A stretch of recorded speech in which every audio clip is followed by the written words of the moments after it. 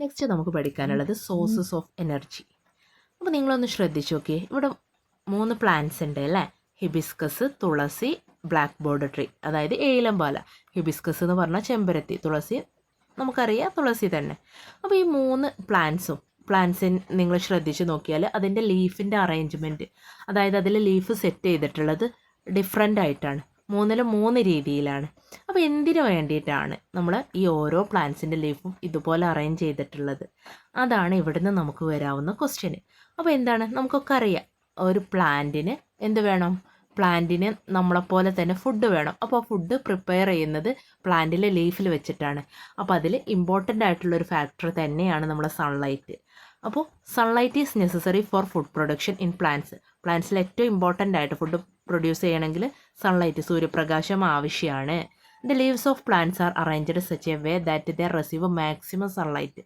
ഈ ഓരോ ലീഫും ഇങ്ങനെ അറേഞ്ച് ചെയ്തിട്ടുള്ളത് മാക്സിമം, അതായത് സൂര്യപ്രകാശം മാക്സിമം ആ ലീഫിലേക്ക് എത്തുന്ന രീതിയിലാണ് അതിൻ്റെ അറേഞ്ച്മെൻറ്റ് ഉള്ളത്. അപ്പോൾ മാക്സിമം സൺലൈറ്റ് എത്തിയാൽ മാത്രമേ നമുക്ക് എന്ത് ചെയ്യാൻ പറ്റുള്ളൂ, അതിൽ കൃത്യമായിട്ട് ഫുഡ് പ്രിപ്പയർ ചെയ്യാൻ കഴിയുള്ളൂ. അപ്പോൾ അത് ശ്രദ്ധിക്കുക കേട്ടോ. ഇനി ഇതുപോലെ ഉള്ള ബാക്കി പ്ലാന്റ്സ് ഏതൊക്കെയാ എന്നാണ് നെക്സ്റ്റ് നമ്മൾ കാറ്റഗറൈസ് ചെയ്യുന്നത്. നെക്സ്റ്റ് ടേബിൾ ഒന്ന് നോക്കുക. സിമിലർ ടു ഹിബിസ്കസ്, നമ്മൾ ചെമ്പരത്തിൻ്റെ ലീഫ് പോലെ ഉള്ളത് വേറെ ഏതൊക്കെയാ? അതുപോലെ സിമിലർ ടു തുളസി, തുളസിയെപ്പോലെ similar to blackboard tree or ഏലംപാല. അപ്പോൾ നോക്കുക, ഹിബിസ്കസിനെ പോലെയുള്ളത് ഏതൊക്കെയാ? Mango tree, sunflower, mustard, coconut tree.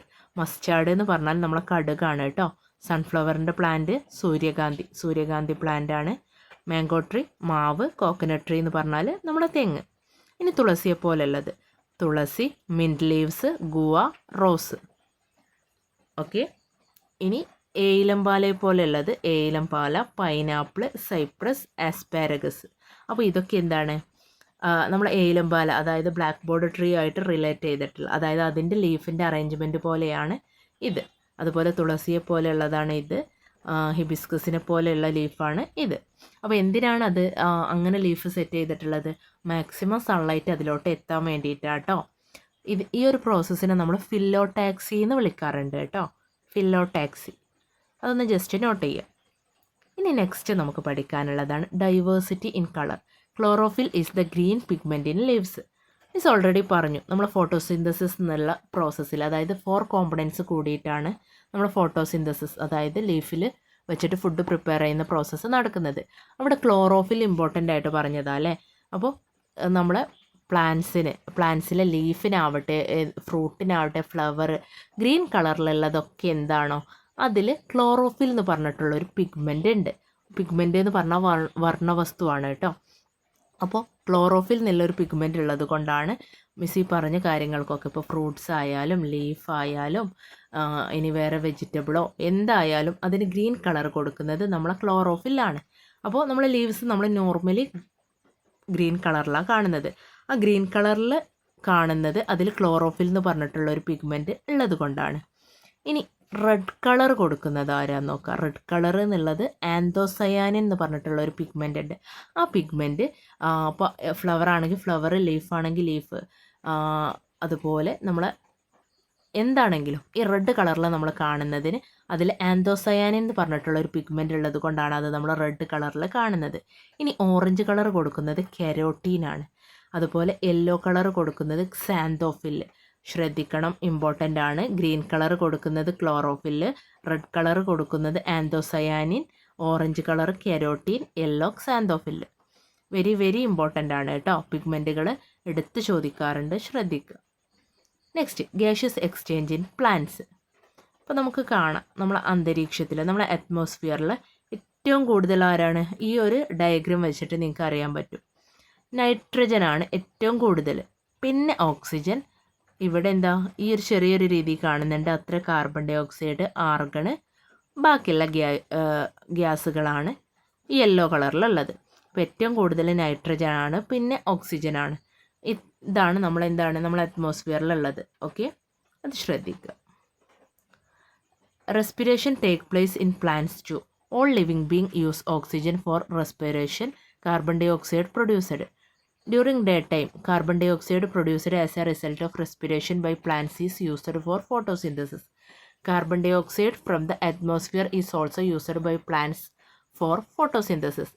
അതായത് നിങ്ങളൊന്ന് ആലോചിച്ച് നോക്കിയേ, നമുക്ക് റെസ്പിറേഷൻ, നമുക്ക് ശ്വസിക്കണമെങ്കിൽ എന്ത് വേണം? ഓക്സിജൻ വേണം. ഈ ഓക്സിജനാണ് നമുക്ക് നല്ല എല്ലാ ജീവജാലങ്ങൾക്കും, എല്ലാ ജീവനുള്ള ജീവികൾക്കും എന്ത് വേണം? ഓക്സിജൻ വേണം അല്ലേ, റെസ്പയർ ചെയ്യാൻ. ഈ ഓക്സിജൻ നമ്മളെ പ്ലാന്റ്സ് ഫുഡ് പ്രിപ്പയർ ചെയ്ത് പുറത്തോട്ട് വിടുന്ന ഈ ഒരു ഓക്സിജനാണ് നമ്മൾ എന്ത് ചെയ്യുന്നത്? അബ്സോർബ് ചെയ്യുന്നത്. അതാണ് നമ്മൾ റെസ്പയർ ചെയ്യാൻ യൂസ് ചെയ്യുന്നത്. ഓക്കെ, നമ്മൾ ഫോട്ടോസിന്തസിസ് എന്നുള്ളൊരു പ്രോസസ്സ് പറഞ്ഞു. അവിടെ 4 components: sunlight, chlorophyll, water, carbon dioxide. ഈ 4 എണ്ണം പറഞ്ഞു. അവിടെ ഈ സൺലൈറ്റ്, നമുക്കറിയാം സൺലൈറ്റ് ഡേ ടൈമിലേ കിട്ടുള്ളൂ, നൈറ്റിൽ കിട്ടില്ല. അപ്പോൾ നൈറ്റിൽ എന്ത് ചെയ്യില്ല? പ്ലാന്റ്സിൽ ഫുഡ് പ്രിപ്പയർ ചെയ്യാൻ കഴിയില്ല. അപ്പോൾ നൈറ്റിൽ നമ്മളെ പ്ലാന്റ്സ് നമ്മളെപ്പോലെയാണ്, ഡേ ടൈമിൽ നമ്മളെ ഓപ്പോസിറ്റാണ്. ഓക്കെ, ശ്രദ്ധിക്കുക. ഡേ ടൈമിൽ നമ്മളെ സൺലൈറ്റ് കിട്ടുള്ളൂ. ആ ഒരു സമയത്ത് മാത്രമേ നമുക്ക് എന്ത് ചെയ്യാൻ പറ്റുള്ളൂ? ഫോട്ടോസിന്തസിസ് എന്നുള്ളൊരു പ്രോസസ്സ് നടത്താൻ പറ്റുള്ളൂ. ഇനി നെക്സ്റ്റ് നമുക്ക് ഇമ്പോർട്ടൻ്റ് ആയിട്ട് പഠിക്കാനുള്ള ഒരു ടേമാണ് സ്റ്റൊമാറ്റ. ഇപ്പോൾ നമുക്കറിയാം, നമ്മളെ കണ്ണുകൊണ്ട് കാണാൻ കഴിയാത്തതൊക്കെ കാണാൻ നമ്മൾ യൂസ് ചെയ്യുന്നതാണ് മൈക്രോസ്കോപ്പ്. അപ്പോൾ നമ്മൾ ലീഫിൻ്റെ ഒരു പീസ് എടുത്തിട്ട് നമ്മളൊരു മൈക്രോസ്കോപ്പിൽ വെക്കുമ്പോൾ നമുക്ക് വിസിബിൾ ആവുന്നൊരു പാർട്ടാണ് ഈ കാണുന്നത്. അപ്പോൾ നിങ്ങളൊന്ന് നോക്കിയേ, ചെറിയ ഈ ഒരു ലീഫിൻ്റെ ഒരു പീസ് മൈക്രോസ്കോപ്പിൽ വെച്ചൊരു പിക്ചറാണ് കേട്ടോ ഇത്. അപ്പോൾ ഇതിൽ ചെറിയൊരു കുഞ്ഞു ഹോളുകളുണ്ട്. ഈ ഹോളിനെയാണ് നമ്മൾ സ്റ്റൊമാറ്റ എന്ന് പറയുന്നത്. Gaseous exchange take place. Gaseous exchange നടക്കുന്നത് ഈ ഒരു സ്റ്റൊമാറ്റയിലൂടെയാണ്. ലീഫിലുള്ള കുഞ്ഞു ഹോളിലാണ് സ്റ്റൊമാറ്റ. അതിനെയാണ് സ്റ്റൊമാറ്റ എന്ന് വിളിക്കുന്നത്. അതിലൂടെയാണ് ഗ്യാഷ്യസ് എക്സ്ചേഞ്ച് നടക്കുന്നത്. അപ്പോൾ നമുക്ക് നോക്കാം അതിൻ്റെ ഡെഫിനേഷൻ എന്താ കൊടുക്കുക. It is the microscopic pores in the leaves. ലീഫിലുള്ള ചെറിയ കുഞ്ഞു ഹോളിനെയാണ്, പോർ മീൻസ് ചെറിയ ഹോൾ എന്നാണ് ഉദ്ദേശിക്കുന്നത്. അപ്പോൾ microscopic pores in the leaves. It's throw atmospheric air enters the plant and released oxygen as a result of photosynthesis. അപ്പോൾ ഫോട്ടോസിന്തസിസ് പ്രോസസ്സിൽ എന്താണ്? കാർബൺ ഡൈ ഓക്സൈഡിനെ ഉള്ളിലോട്ട് എടുത്തിട്ട് ഓക്സിജനെ പുറത്തോട്ട് വിടുന്നുണ്ട്.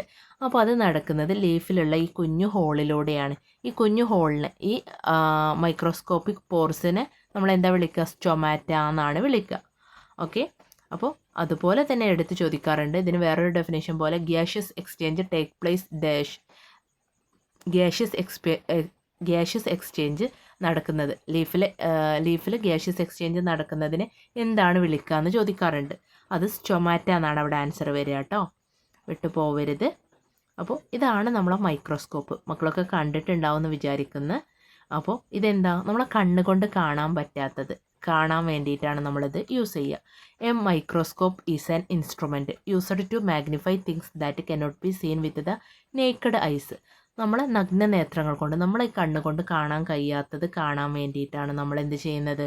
മൈക്രോസ്കോപ്പ് യൂസ് ചെയ്യുന്നത്. ഇപ്പോൾ ലീഫ് നമുക്ക് വിസിബിളാണ്. ലീഫിൻ്റെ ഒരു പീസ് എടുത്തിട്ട് ഇതിലൂടെ വെച്ച് നോക്കുമ്പോഴാണ് നമുക്ക് എന്ത് കാണുന്നത്? നമ്മുടെ സ്റ്റൊമാറ്റയെ കാണുന്നത്. നോർമലി നമുക്ക് സ്റ്റൊമാറ്റ വിസിബിൾ അല്ല കേട്ടോ. മൈക്രോസ്കോപ്പിലൂടെ നോക്കിയാൽ മാത്രമേ നമുക്ക് സ്റ്റൊമാറ്റ കാണാൻ പറ്റുള്ളൂ.